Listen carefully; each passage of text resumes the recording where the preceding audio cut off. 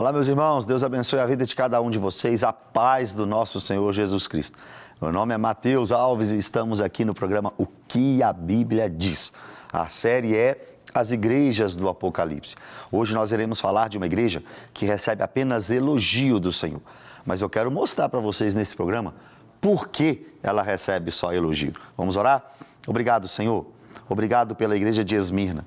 Obrigado pela igreja de hoje. Obrigado pela minha vida, pela vida dos meus irmãos. Obrigado, Senhor, por tudo que nós iremos fazer aqui neste programa. Pedimos ao Senhor perdão pelos nossos pecados, perdão pelos nossos erros, pelas nossas falhas, por tudo que temos feito contrário à Tua vontade. Mas nos ajuda, Deus, a caminhar contigo. Pega na nossa mão, Senhor, nos leva até o último dia em santidade, em graça, em favor, em misericórdia. Nos ajude, Deus, a sermos mais crentes, mais parecidos com o Teu Filho Jesus. Nos ajude, Deus, a darmos frutos e frutos na Tua obra. E nos ajude também a aprender da Tua palavra neste programa. Em nome de Jesus. Amém e amém. A primeira igreja que estudamos foi a de Éfeso. Ela recebe uma crítica, abandonou o primeiro mandamento, o primeiro amor, e também um elogio, uma igreja que tinha uma boa doutrina. A igreja de Esmirna é a segunda igreja do Apocalipse, Apocalipse 2, do 8 ao 11. Ela não recebe crítica, ela recebe apenas elogio. E é interessante que, até antes de irmos para este elogio, olha quem é que está falando para esta igreja. O capítulo 2, no versículo 8, a parte B do versículo diz assim: estas coisas, ou seja, o conteúdo da carta, diz o primeiro e o último. Essa expressão primeiro e último, por exemplo, lá no livro de Isaías, no capítulo 41, 44, etc., vai mostrar o Deus Pai, o grande eu sou. O que o texto de Isaías está dizendo é: o Deus Todo-Poderoso, o Deus Pai é o primeiro e o último. Só que agora em Apocalipse, o Filho também recebe este título, primeiro e último. Como é que eu sei que é o Filho? A continuação, olha o texto: que esteve morto e tornou a viver. Então, se no Antigo Testamento, Deus, na pessoa do Pai, é chamado de primeiro e último, Deus, na pessoa do Filho, agora no Novo Testamento, também é chamado de primeiro e último. Pastor, o que isso interessa? Interessa que aqui está uma prova da divindade do nosso Senhor Jesus Cristo. Hoje em dia nós temos algumas seitas que combatem a divindade de Jesus. Eles dizem: não, Jesus é um Deus menor, ou seja, ele é autoridade, mas ele não tem essa autoridade nele mesmo. Ele tem essa autoridade porque ele recebeu do Pai. Não, Jesus, o Pai, o Espírito Santo, três pessoas em uma única divindade. Não somos politeístas, ou seja, não cremos em vários deuses. Nós somos monoteístas. Acreditamos em uma só divindade. Mas a Bíblia Sagrada, de Gênesis e literalmente até Apocalipse, mostra para nós três pessoas nessa divindade. Isso é chamado de doutrina da Santíssima Trindade. Deus, Filho, Jesus, aqui é retratado como a nossa divindade. Ele diz: eu sou o primeiro e o último. Eu estive morto, mas tornei a viver. Ele morre numa sexta-feira, 15h. Mas domingo, logo pela manhã, ele ressuscita e aparece a Maria Madalena, às outras mulheres, a Pedro, aos discípulos no caminho de Emaús, aos discípulos com Tomé, aos discípulos sem Tomé, aos 500 discípulos, aos discípulos na pesca maravilhosa, depois a Tiago, a Paulo e a João na ilha de Patmos. Ele está vivo, ele ressuscitou e glória a Deus por isso. Agora, o que ele está falando para a igreja de Esmirna? Versículo 9.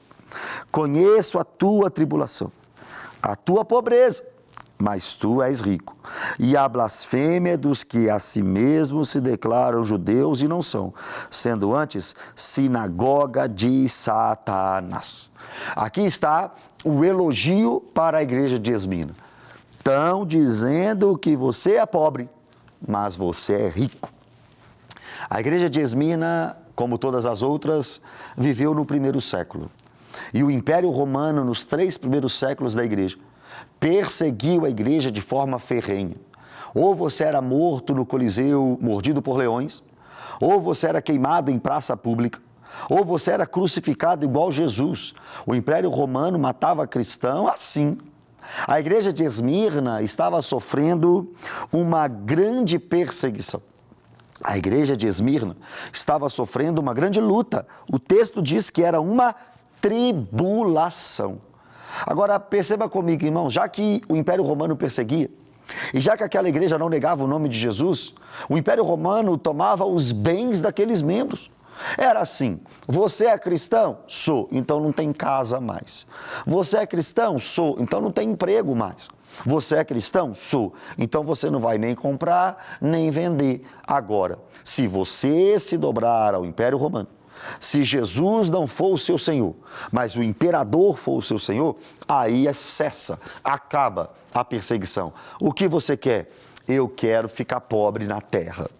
Eu quero nunca mais poder comprar e vender, mas eu não nego o nome de Jesus. É isso que você quer? É. Pobre na terra, rico no céu.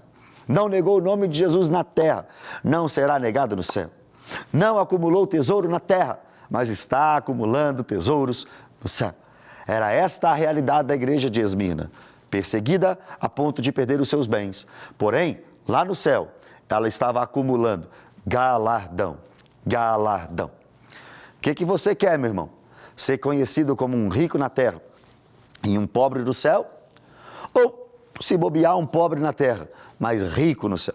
Esse é o grande elogio do nosso Senhor Jesus Cristo, a igreja de Esmirna.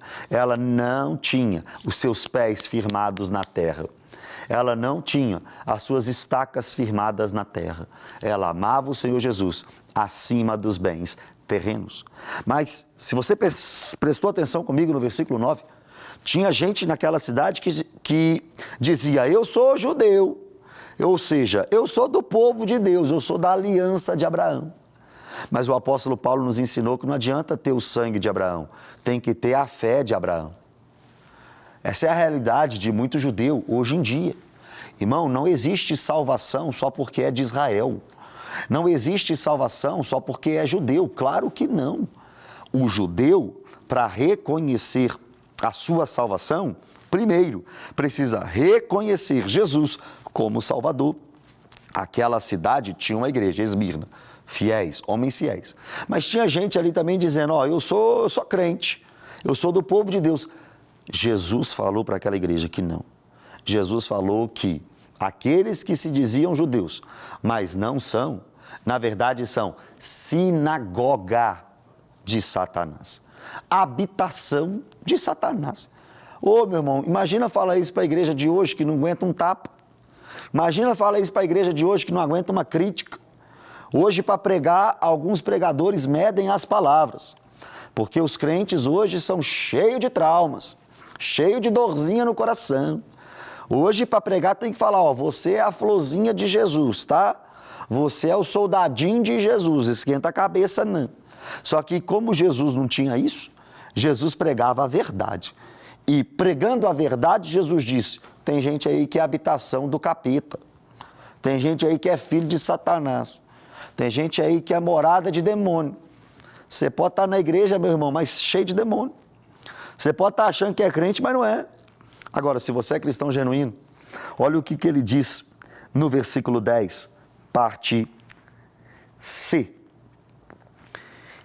Para ser disposto à prova. Agora, e tereis tribulação de 10 dias. Eles eram atribulados, mas é por um período pequeno de tempo. 10 dias aqui é simbólico, como todos os números do livro de Apocalipse. Vocês estão sofrendo, mas é por um pouco período de tempo. Ser fiel até a morte. Irmãos, isso aqui não é simplesmente assim: olha, seja fiel até o último dia da sua vida. É claro que envolve isso, mas a ideia do texto é ser fiel, mesmo que a morte bata na sua porta. É diferente, percebe? Ser fiel até a morte, ok, vou ser fiel até o último dia da minha vida. Mas o texto também está dizendo, mesmo que a morte bata na sua porta, mesmo que a perseguição bata na sua porta, mesmo que a dor bata na sua porta, mesmo que o sofrimento bata na sua porta, seja fiel. Olha a promessa, irmãos, e dar-te-ei a coroa da vida. Os atletas corriam por uma coroa, por um prêmio. Hoje em dia seria um troféu, uma medalha. Naquela época era uma coroa de flores que dava para um atleta vencedor. Jesus está dizendo para a igreja de Esmirna, que é perseguida, que é atribulada, que perde os seus bens. Para a igreja de Esmirna, que sofre muito, para a igreja de Esmirna tem uma recompensa. Qual, Jesus? A coroa da vida. Sabe por quê, meu irmão? Porque estou bem certo de que nem a morte, nem a vida, nem anjos, nem principados, nem o presente, nem o porvir, nem altura, nem profundidade, nem qualquer outra criatura poderá nos separar do amor de Deus que está em Cristo Jesus, o nosso Senhor. Ser fiel até a morte e dar-te-ei a coroa da vida. Versículo 11 também diz, quem tem ouvidos ouça o que o Espírito diz às igrejas. Não é só para a igreja de Esmirna, óbvio, claro, diretamente para a igreja de Esmirna, mas aplicando para nós, também tem função esse texto. Ser fiel até a morte, dar-te-ei a coroa da vida. Aquele que tem ouvido, ouça o que o Espírito diz às igrejas. Esse é um recado para as nossas igrejas. Esse é um recado para mim. Esse é um recado para você. Você está se dobrando aos prazeres terrenos. Você está se dobrando aos deleites materiais. Você está esquecendo de Deus e vivendo apenas a vida no aqui e no agora. Sinagoga de Satanás. Mas se você não tem esta vida por preciosa, mas só quer cumprir a carreira que te foi proposta, você de fato é um cristão e a coroa da vida te aguarda. Que Deus nos ajude a sermos uma igreja como a igreja de Esmirna. Estamos longe disso. Não pensa que está tudo certo, não está não. Nós estamos longe disso. Mas com a misericórdia de Deus, um dia a gente pode chegar lá. Manda esse programa, fala deste programa para todo mundo que você conhece. Fala, olha, nós estamos estudando a Bíblia lá, no que a Bíblia diz. Nós estamos aprendendo sobre as igrejas do Apocalipse.